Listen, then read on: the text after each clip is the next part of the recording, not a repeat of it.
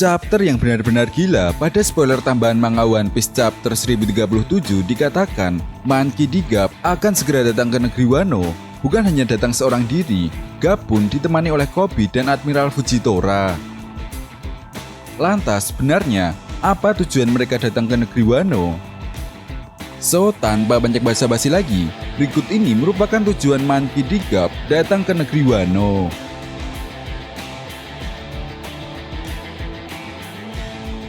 Pertempuran di negeri Wano benar-benar akan menjadi sebuah pertempuran yang sangat dahsyat yang pernah ada dalam cerita One Piece. Bagaimana tidak, bukan hanya melibatkan pertarungan antara aliansi bajak laut topi jerami melawan aliansi Yonko Kaido dan Big Mom, tetapi pihak pemerintah dunia dan juga angkatan laut.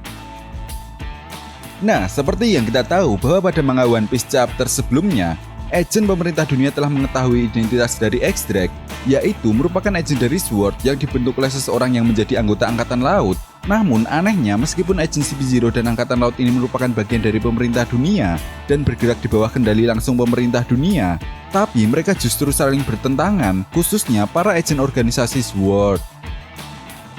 Ya, meskipun sampai saat ini belum diketahui dengan jelas sih apa sebenarnya tujuan dari organisasi Sword, namun ada kemungkinan besar jika organisasi rahasia ini mengawasi pergerakan dari pemerintah dunia. Terlepas dari itu semua, informasi baru yang Mimin dapatkan pada tambahan spoiler kali ini adalah kedatangan Monkey D. Garp, Koby, dan pasukan Admiral Fujitora. Kedatangan mereka bertiga pun tanpa sepengetahuan Sakazuki Akainu yang merupakan pemimpin tertinggi dari organisasi Angkatan Laut saat ini.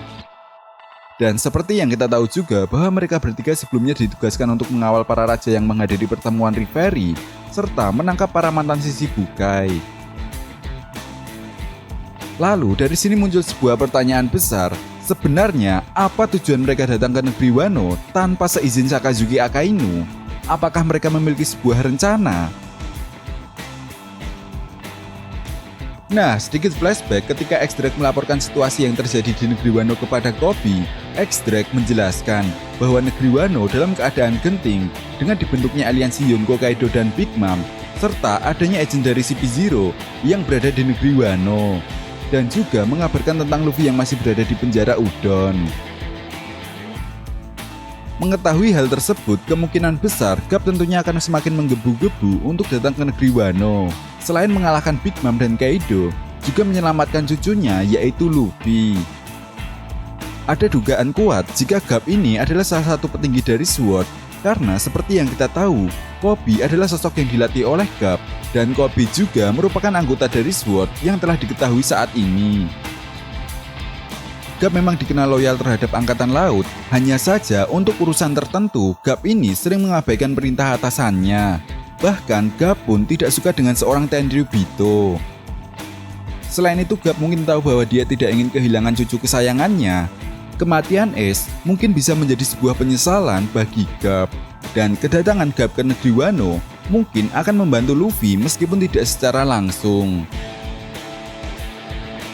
Di sisi lain, terbentuknya aliansi bajak laut Kaido dan Big Mom jelas menjadi sebuah ancaman besar bagi pemerintah dunia. Kekacauan di negeri Wano mungkin bisa dimanfaatkan oleh Garp, Koby, dan Fujitora untuk menangkap salah satu Yonko.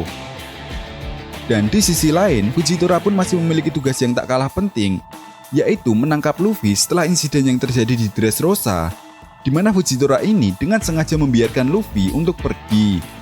Jelas hal ini pun membuat Sakazuki Akainu sangat marah dan memaki-maki Fujitora.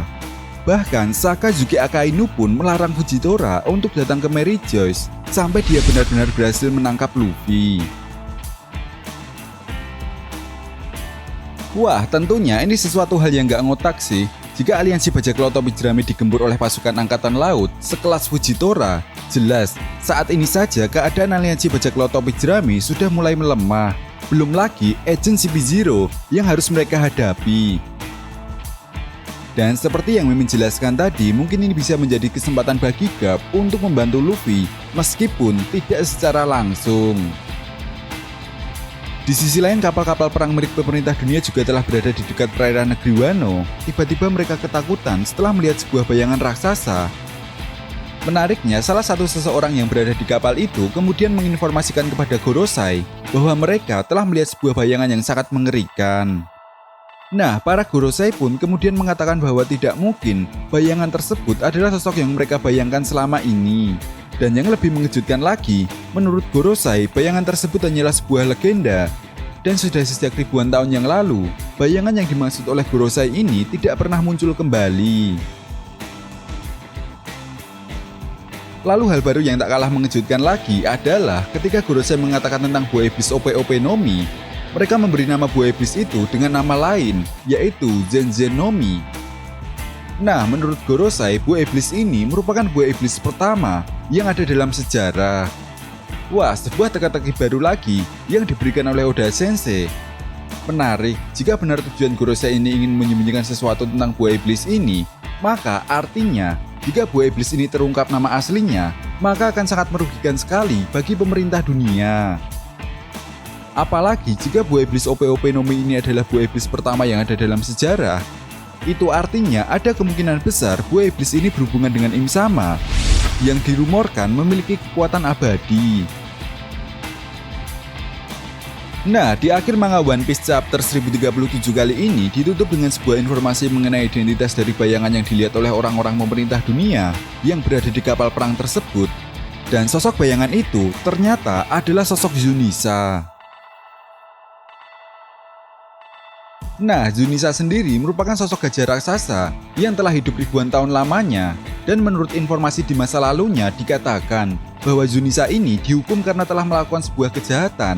Oleh sebab itu, Zunisa ini kemudian dihukum untuk berjalan selama-lamanya sampai ada seseorang yang memerintahkannya untuk melakukan sesuatu hal yang lain. Dan yap, seperti yang kita tahu ketika Atsu, orang yang pernah memerintahkan Zunisa ini adalah Momonosuke yang merupakan klan Kozuki.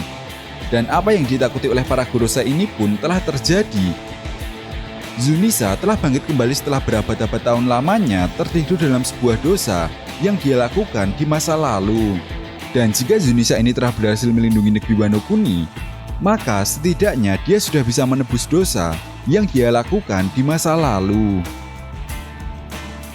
Oke, mungkin sekian dulu pembahasan video kali ini. Jika kalian punya pendapat lain, silahkan berikan komentar kalian di kolom komentar. And see you next time.